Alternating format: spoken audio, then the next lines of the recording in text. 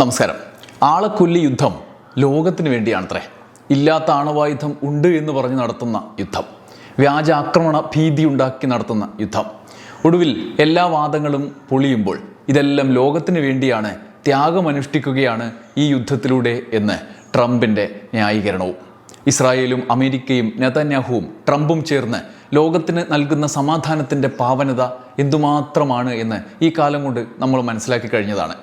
എന്തായാലും ഇറാനിൽ യുദ്ധം നിർത്താൻ ട്രംപും നെതന്യാഹുവും ഉദ്ദേശിക്കുന്നേയില്ലത്രേ. പ്രഖ്യാപനം വന്നു കഴിഞ്ഞു. പക്ഷേ പഴയതിൻ്റെ അത്ര ഉറപ്പില്ലാതായിക്കൊണ്ടിരിക്കുന്നു എന്നൊരു വസ്തുത നമ്മുടെ മുമ്പിലുണ്ട്. അതിന് പല കാരണങ്ങളുണ്ട്. ഉറപ്പും ഉറപ്പില്ലായ്മയും യുദ്ധത്തിൻ്റെ വൈചിത്ര്യങ്ങളും എന്തൊക്കെയാണ് എന്ന് നമ്മൾ ഈ വീഡിയോയിലൂടെ പരിശോധിക്കുകയാണ്. ആദ്യം ആക്രമണം തുടങ്ങിയതിന് ശേഷം അമേരിക്കയ്ക്ക് ലഭിച്ച ഏറ്റവും വലിയ ആഘാതത്തെക്കുറിച്ചാണ്. അതങ്ങ് സ്പെയിനിൽ നിന്നാണ്. തങ്ങളുടെ രാജ്യത്തുള്ള സൈനിക താവളത്തിൽ നിന്ന് കുറ്റിയും പറിച്ചുകൊണ്ട് വിട്ടോളാൻ സ്പെയിൻ US-നോട് ആവശ്യപ്പെട്ടതാണ് ഏറ്റവും പുതിയ സംഭവ വികാസം. ഇറാനെതിരായ ആക്രമണത്തിന് നമ്മുടെ സൈനിക താവളം ഉപയോഗിക്കാൻ അനുവദിക്കില്ല എന്ന് പറഞ്ഞ് സ്പെയിൻ പരസ്യമായി രംഗത്തെത്തിയതോടെ US-ന് ആശങ്ക ആരംഭിച്ചു.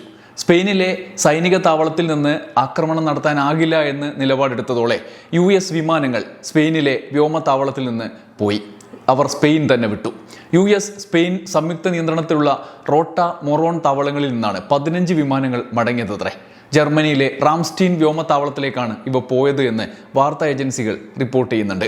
ഇനി ജർമ്മനി ഇതിനോട് എങ്ങനെ പ്രതികരിക്കുമെന്നതാണ് അടുത്ത കാര്യം. സ്പെയിനിൻ്റെ പരമാധികാരത്തിലുള്ള സൈനിക താവളങ്ങൾ, വ്യോമതാവളങ്ങൾ ഇറാനെതിരായ ആക്രമണത്തിന് ഉപയോഗിക്കാൻ അനുവദിക്കില്ല എന്ന് വിദേശകാര്യമന്ത്രി ഹോസെ മാനുവൽ അൽബാരസ് ആണ് പ്രഖ്യാപിച്ചത്. ഇറാനെ ആക്രമിച്ചതിനെതിരെയും സ്പെയിൻ അമേരിക്കയ്ക്കെതിരായ നിലപാടുമായി രംഗത്തെത്തിയിരുന്നു. മേഖലയിലെ മറ്റ് രാജ്യങ്ങളിൽ നിന്ന് വ്യത്യസ്തമായ ഈ നിലപാടിനെതിരെ ഇനി US-ഉം ട്രംപും എങ്ങനെ പ്രതികരിക്കും എന്നാണ് ലോകം ഉറ്റുനോക്കുന്നത്. നേരത്തെ ബ്രിട്ടനും ഇറാനെതിരായ ആക്രമണത്തിന് തങ്ങളുടെ വ്യോമതാവളങ്ങൾ ഉപയോഗിക്കാൻ പറ്റില്ല എന്ന നിലപാടെടുത്തിരുന്നു. നേരത്തെ നാറ്റോ രാജ്യങ്ങൾ പലവിധ ഭിന്നതകൾ US-ഉമായി ഉണ്ട് എന്ന് വ്യക്തമാക്കുന്ന നിലപാടുകൾ എടുത്തിരുന്നു. പ്രത്യേകിച്ചും ട്രംപിൻ്റെ അധികാര ആരോഹണത്തിന് ശേഷം US എടുക്കുന്ന നിലപാടുകൾ, രാജ്യങ്ങളുടെ മേൽ പരമാധികാരത്തിന്മേൽ ട്രംപും US-ഉം കടന്നു കയറുന്നതും ഗാസയിൽ അനിശ്ചിതമായ ആക്രമണത്തിന് ഇസ്രായേലിനെ കണ്ണടച്ച് തുറക്കുന്ന നിമിഷം കൊണ്ട് തുറന്നുവിട്ടതും അവരെ പ്രകോപിപ്പിച്ചിരുന്നു. ഇസ്രായേലിനെതിരെ സാമ്പത്തിക ഉപരോധങ്ങളടക്കം യൂറോപ്യൻ യൂണിയൻ രാജ്യങ്ങൾ ആലോചിച്ചിരുന്നതാണ്. എന്നാൽ നടപടിയിലേക്ക് കടക്കും മുമ്പാണ് ട്രംപിൻ്റെ സമാധാന കരാർ നിലവിൽ വന്നത്. അതിന് പിന്നാലെ UN-നെ തകർത്ത് സമാന്തര സംവിധാനം കൊണ്ടുവരാൻ വേണ്ടി സ്ഥാപിച്ച ബോർഡ് ഓഫ് പീസിനെയും യൂറോപ്യൻ രാജ്യങ്ങൾ ആശങ്കയോടെയാണ് നോക്കിക്കണ്ടത്. ഇപ്പോഴും ഫ്രാൻസ് അടക്കമുള്ള രാജ്യങ്ങൾ അതിനോട് അനുകൂല നിലപാട് സ്വീകരിച്ചിട്ടില്ല.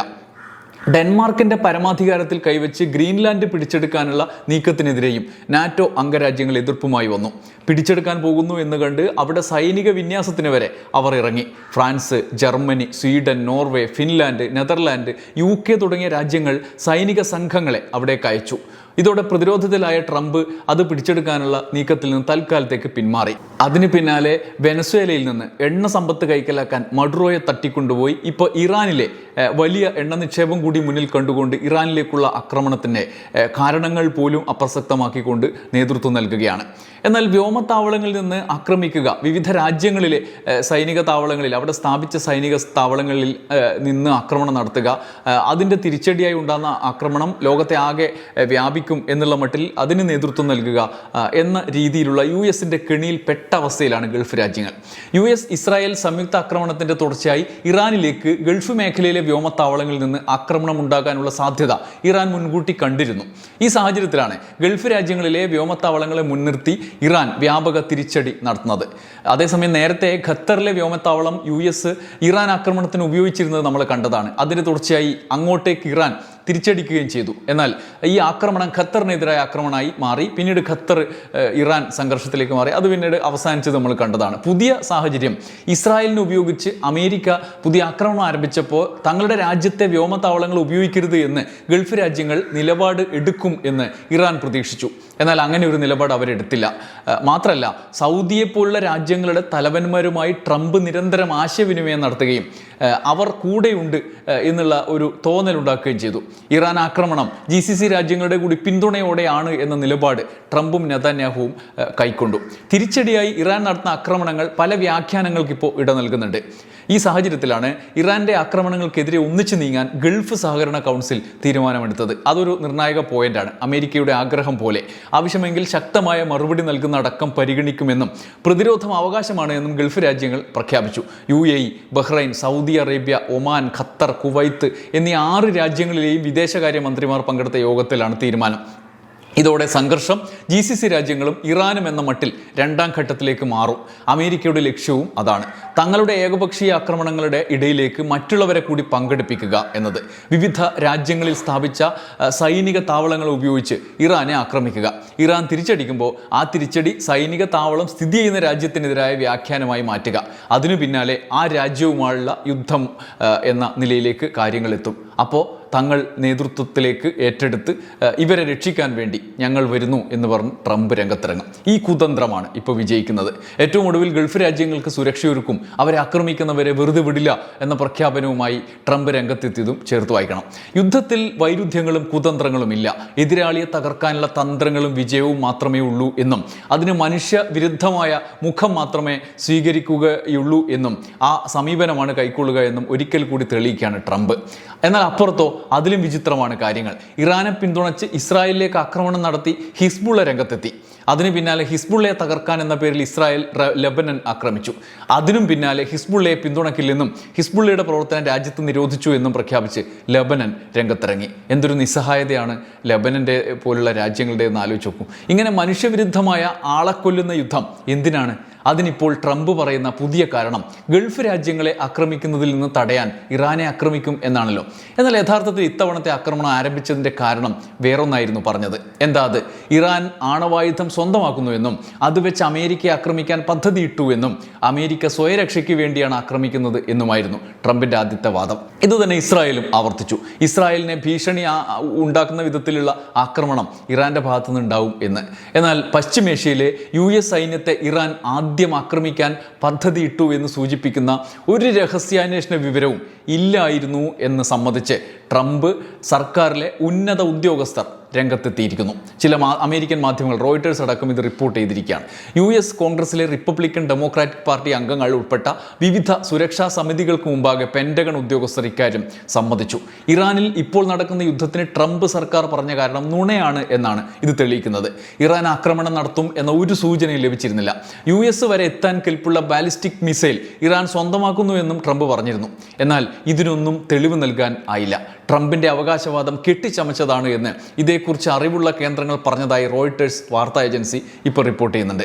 എന്നാൽ ട്രംപ് തൻ്റെ കള്ളങ്ങൾ ആവർത്തിക്കുകയാണ്. ഏറ്റവും ഒടുവിൽ വൈറ്റ് ഹൗസിൽ വിളിച്ചു ചേർത്ത വാർത്താ സമ്മേളനത്തിൽ 5 ആഴ്ച വരെ ആക്രമണം നീണ്ടേക്കാം എന്നാണ് ട്രംപ് പറയുന്നത്.